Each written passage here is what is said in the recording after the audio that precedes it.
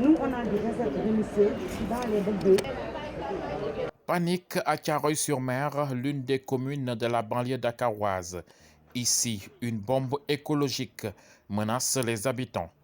En effet, la société africaine de raffinage, qui se charge de filtrer le pétrole, a ses pipelines sous ses maisons. Et il arrive, comme ce mercredi, qu'un tuyau explose et met en danger tous les habitants.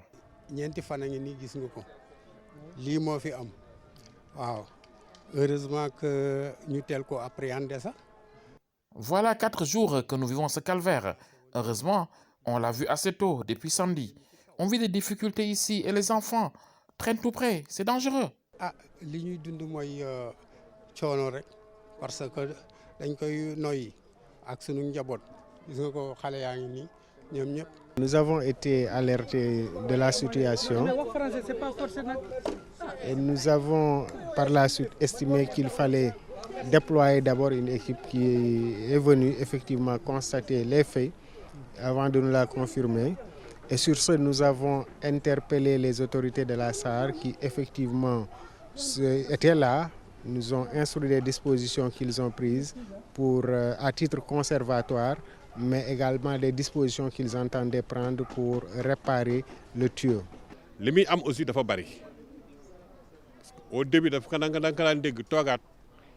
Ce qui inquiète, c'est que c'est assez fréquent. Avant, on pouvait rester des mois, des années, sans connaître une fuite.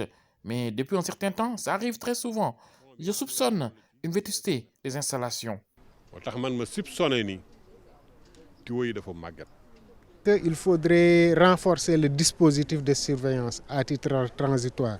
Tant que les pipelines sont là, moi je pense que ce qu'il faut faire, c'est d'agir vite. Il faudrait que là, ça renforce le dispositif de sécurité mis en place à travers une surveillance permanente. Cette situation, qui n'est pas à sa première, a déjà causé de nombreux dégâts.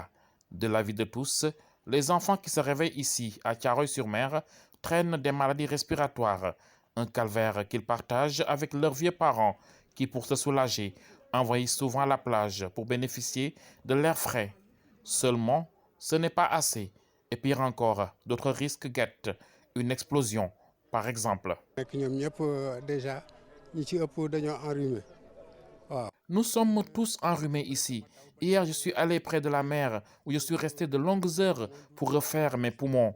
Il faut vraiment qu'ils nous apportent un suivi médical, même après la réparation de ces tuyaux. Un suivi médical. Les risques, nous les connaissons tous parce que c'est à la limite du carburant qui traverse des maisons. Donc du coup, le risque, c'est de voir une explosion. Il ne s'agit pas de juste réparer.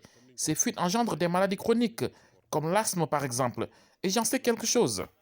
Comme diabétique, comme drépanocytose.